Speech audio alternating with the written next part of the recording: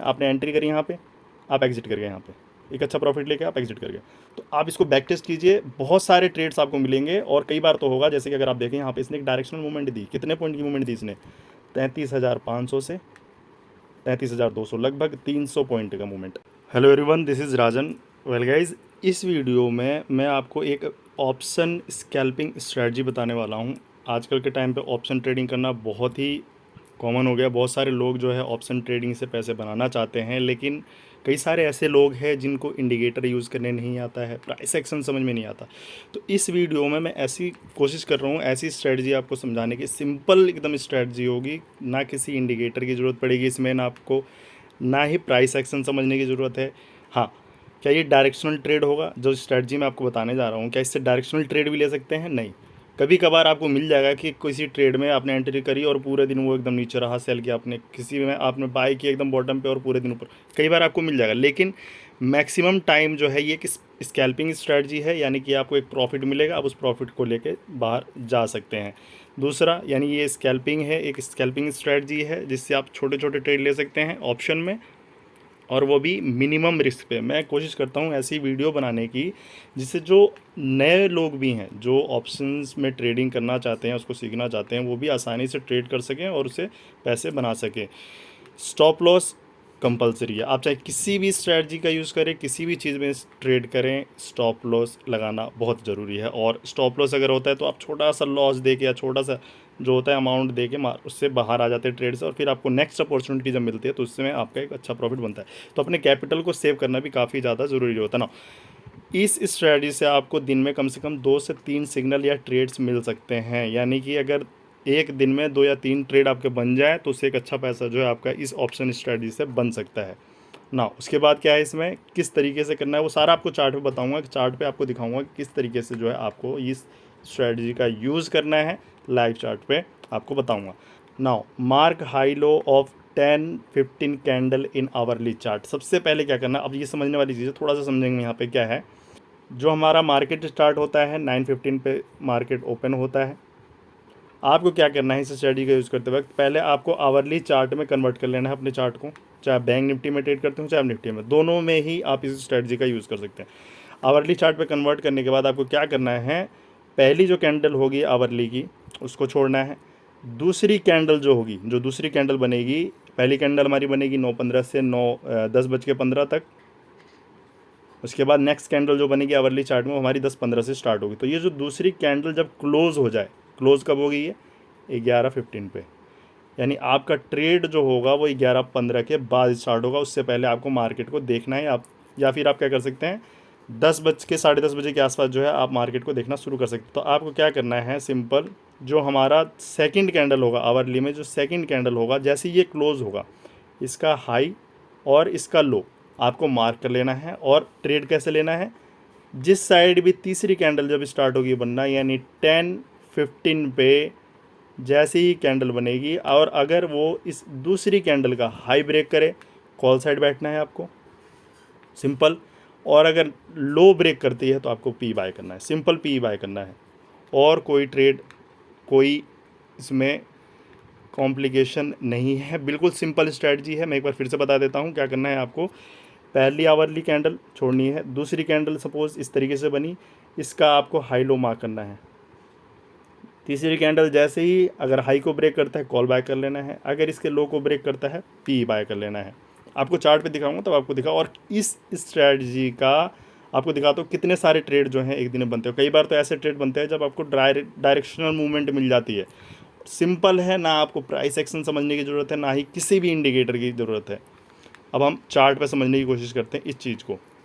तो हम चार्ट पे आते हैं, बैंक निफ्टी के चार्ट पे आते हैं। ये हमारा बैंक निफ्टी का चार्ट है, इसको मैंने आवरली में कन्वर्ट कर रखा है, यानी एक एक घंटे की एक कैंडल है।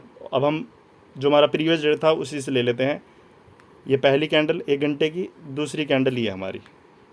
तो हम क्या करते हैं, हाई एंड लो मार्क कर लेते हैं। और आप क्या कर सकते हैं ना, इस स्ट्रैटेजी का बैक टेस्ट कीजिए। आप बैंक निफ्टी, निफ्टी जिस पे भी आप ट्रेड करते हैं, आप इसको बैक टेस्ट कीजिए और देखिए कितना ही रिजल्ट देती है। ये हमने इसका हाई मार्क कर दिया, दूसरा हम इसका लो मार्क कर दे रहे हैं और इसका ये लो।